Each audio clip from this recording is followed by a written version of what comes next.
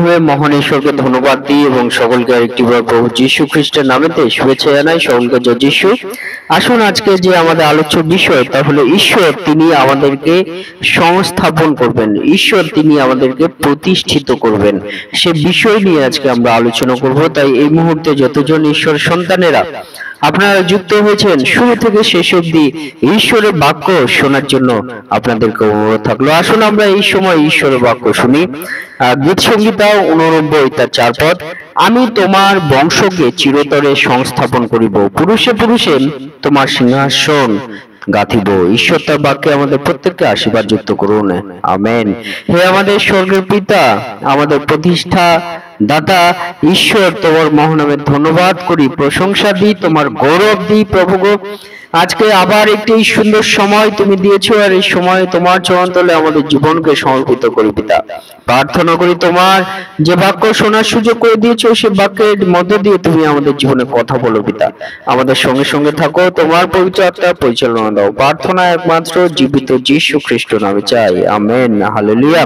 আজকে আমরা দেখি আমাদের পিতা ঈশ্বর তিনি আমাদেরকে বলেন, আমি তোমার বংশকে চিরতরে সংস্থাপন করিব। অর্থাৎ ঈশ্বর আপনার বংশকে চিরতরে সংস্থাপন করিবেন, অর্থাৎ চিরতরের জন্য, চিরকালীনের জন্য আপনার বংশকে প্রতিষ্ঠিত করবেন। হালেলুয়া। ঈশ্বর তিনি চান যে আপনার বংশকে, আপনার যে বংশ আছে সেই বংশকে আশীর্বাদ করতে। ঈশ্বর চান আপনার বংশকে প্রতিষ্ঠিত করতে। ঈশ্বর চান আপনার বংশে ঈশ্বর তিনি পিতা হয়ে থাকতে চান। ঈশ্বর চান আপনার বংশে পরিচালনাকারী হয়ে থাকার জন্য। হালেলুয়া। ঈশ্বর চান আপনার বংশকে তিনি পরিচালনা করবেন। হালেলুয়া। তার আশীর্বাদের মধ্যে দিয়ে, তার দয়ার মধ্যে দিয়ে, তার করুণার মধ্যে দিয়ে, তার অনুগ্রহের মধ্যে দিয়ে। হালেলুয়া। পিতা ঈশ্বর তিনি চান। কিন্তু আজকের প্রশ্ন, আপনি কি চান যে পিতা ঈশ্বর আপনার বংশকে প্রতিষ্ঠিত করুক? পিতা ঈশ্বর আপনার বংশকে সংস্থাপন করুক? আপনি কি চান? যদি আপনি চান, পিতা ঈশ্বর কিন্তু প্রস্তুত আছে আপনার বংশকে প্রতিষ্ঠিত করার জন্য। সে বিষয়ে পিতা ঈশ্বর কিন্তু বাক্যে তিনি আমাদেরকে বলতে চাইছেন। হালেলুয়া। এবং বলছে, পুরুষে পুরুষে তোমার সিংহাসন গাঁথিব, আমেন। অর্থাৎ বংশেও, তোমার যে বংশ আছে সেই বংশে যে পুরুষের পর পুরুষ সিংহাসন গাঁথিবে। অর্থাৎ পিতা ঈশ্বর তিনি পুরুষের মধ্য দিয়ে আপনার বংশকে তিনি রক্ষা করবেন, বাঁচিয়ে রাখবেন। হালেলুয়া। পিতা ঈশ্বর সেই আশীর্বাদ তিনি আপনাকে, আমাকে, আমাদের প্রত্যেককে তিনি দিতে চান। হালেলুয়া। সেই বিষয়ে পিতা ঈশ্বর তিনি কিন্তু আমাদের বলছেন। তাই আমরা বুঝতে পারি আমাদের পিতা ঈশ্বর কিন্তু তিনি চিরকালীনের পিতা ঈশ্বর, তিনি জীবন্ত পিতা ঈশ্বর, তার কোনো শেষ নেই। তিনি তার শেষ এবং তার শুরু, তার শেষ আমরা কিছুই আমরা ধরতে পারবো না, কারণ তিনি ছিলেন, তিনি আছেন এবং তিনি থাকবেন। তিনি সদা সর্বদা আমাদের জীবিত ঈশ্বর। হালেলুয়া। তিনি আপনার পরিবারকে, আপনার বংশকে তিনি প্রতিষ্ঠিত করতে চান। সেই জন্য লুক 1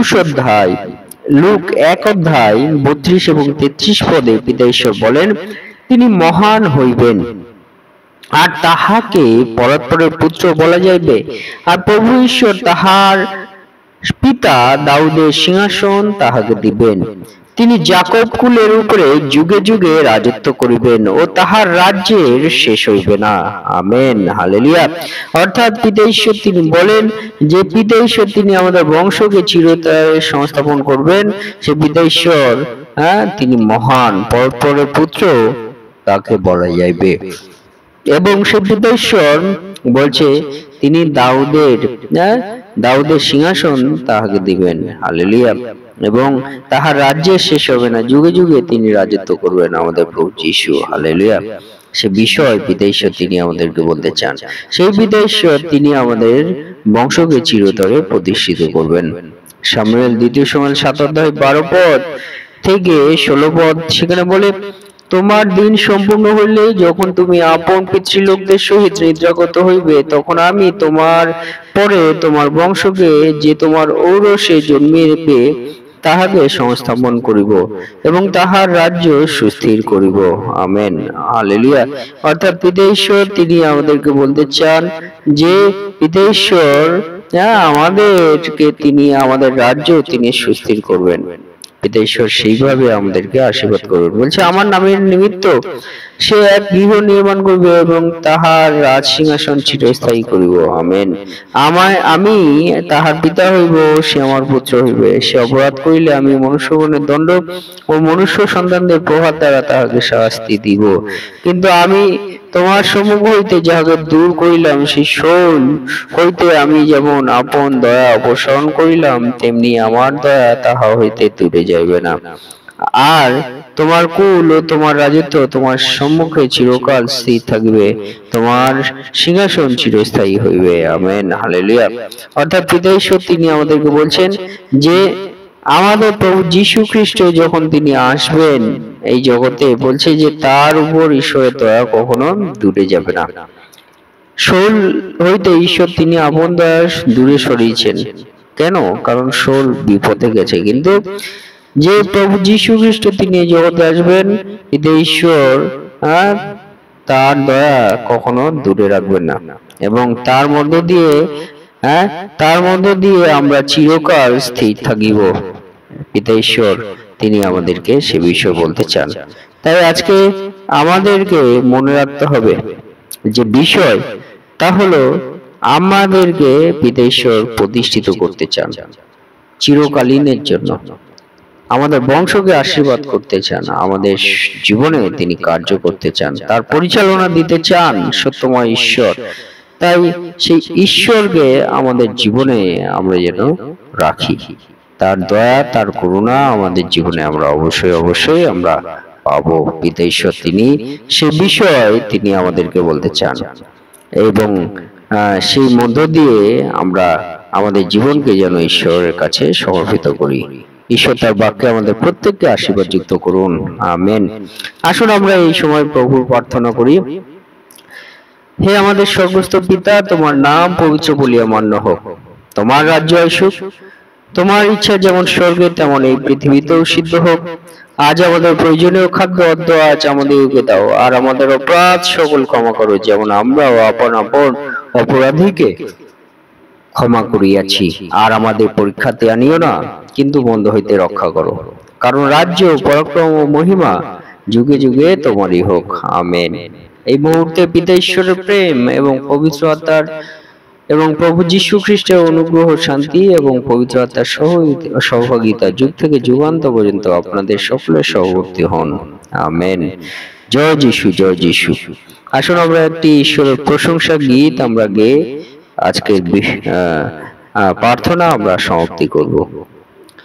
কি মোর পাপারে ধুতে কেবলমাত্র যিশুর রক্ত, কি পারে নির্মল করতে কেবলমাত্র যিশুর রক্ত। অমূল্য ধারায় যাই আমি শুচি হই, আর অন্য ধারা নাই, কেবলমাত্র যিশুর রক্ত। পাপের প্রায়শ্চিত্ত এই কেবলমাত্র যিশুর রক্ত। সৎ কর্ম পারে নাই, কেবলমাত্র যিশুর রক্ত। অমূল্য ধারায় যাই আমি শুচি হই, আর অন্য ধারা নাই, কেবলমাত্র যিশুর রক্ত। এতে আমি ক্ষমা পাই, কেবলমাত্র যিশুর রক্ত।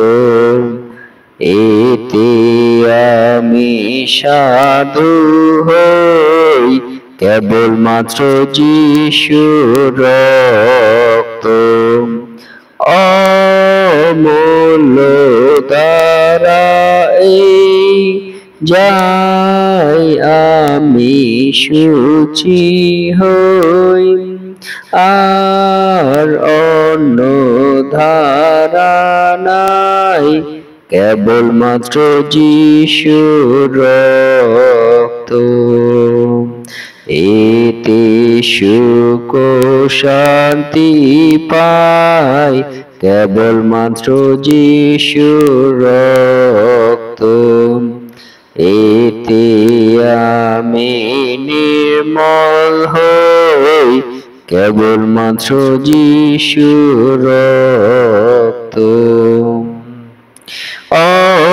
অমূল্য ধারায় যাই আমি শুচি হই, আর অন্য ধারা নাই, কেবলমাত্র যিশুর রক্ত। জয় যিশু, জয় যিশু।